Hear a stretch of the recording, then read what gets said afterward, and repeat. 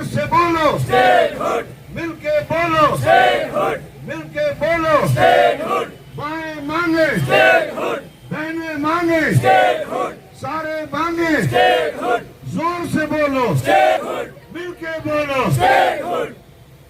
statehood, Jammu मांगे, statehood, Kashmir मांगे, statehood, Pir Panjal मांगे, statehood, चनाब मांगे, statehood, भाई मांगे, statehood, बहने मांगे, statehood, माए मांगे, statehood, हमारा हक, जम्मू मांगे, statehood, कश्मीर मांगे, statehood, चनाब मांगे, statehood, पीर पंजाल भाई मांगे, statehood, बहने मांगे, मांगे, statehood, we want, statehood, we want, statehood, we want, statehood,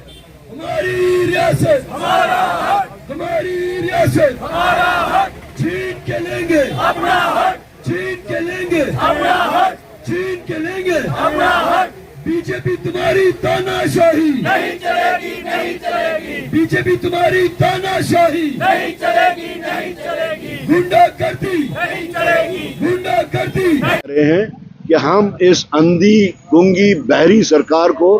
जगाने के लिए ये आंदोलन कर रहे हैं,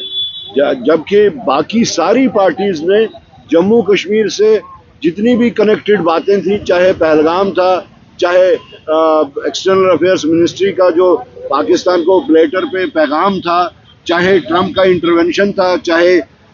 सीज फायर की बात थी, चाहे 50% का जो टैक्स बढ़ाया गया है, इन सब को लेके इस वक्त सदन जो है वो गरज रहा है वहाँ पे। लेकिन ऐसा एनार्की उन्होंने फैला के रखी है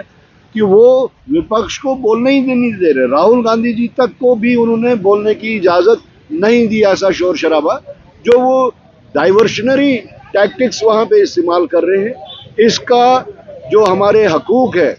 रियासती हकूक़, रियासत के दर्जे का हक जो है, उसके ऊपर कोई फ़र्क नहीं पड़ता, कोई असर नहीं होता। ये पूरी दुनिया देख रही है, पूरा मुल्क देख रहा है कि किस तरीके से जम्मू कश्मीर के 1,40,00,000 लोगों की सिविल लिबर्टीज़ के ऊपर अंकुश लगा के रखा हुआ है मरकज़ी सरकार ने।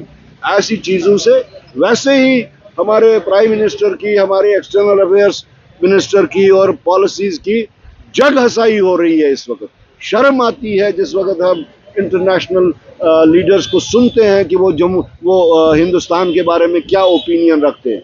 आज ये हालत पहुंची है कि हमारे मुल्क के जितने भी इर्द गिर्द मुल्क हैं, हमसाया मुल्क हैं, छोटे से छोटा मुल्क भी आज हिंदुस्तान को आंखें दिखा रहा है। और हिंदुस्तान की जो एक गरिमा थी, एक इस पूरे साउथ ईस्ट एशिया में एक पोजीशन थी, वो कंप्रोमाइज़ हो चुकी है। तो इस सरकार ने जो हिंदुस्तान में एक यहाँ के शहरियों की, यहाँ के हमारी एक वक्त था नॉन अलाइन मूवमेंट के पैरोकार हिंदुस्तान की तरफ देखते थे कि वो ऑथर थे नॉन अलाइन मूवमेंट के। तो आज अगर देखा जाए तो पूरी दुनिया में इस वक्त हिंदुस्तान का नाम जो है बहुत गिरा दिया है इस सरकार ने, इस लीडरशिप ने। विश्व गुरु अपने आप को बुलवा तो लेते हैं वो, लेकिन जिस वक्त पहलगाम का मामला हुआ, जितने 70-80 मुल्कों में जाके 700-800 करोड़ रुपयों से अपनी PR तो बनाई उन्होंने, लेकिन उस दिन उनकी वो जफ्फी डिप्लोमेसी फेल हो गई।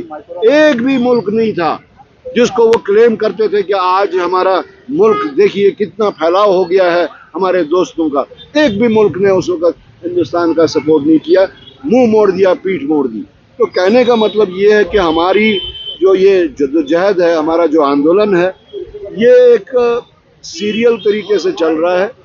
और हमने फेज वाइज इसमें कुछ चीज़ें की हैं, कुछ चीज़ें कर रहे हैं और आइंदा 21 के बाद में कुछ चीज़ें हम और करेंगे। लेकिन इस आंदोलन को 1,40,00,000 लोगों के बुनियादी हक को हम लॉजिकल कंक्लूजन तक पहुंचाने का हमने तहैया किया।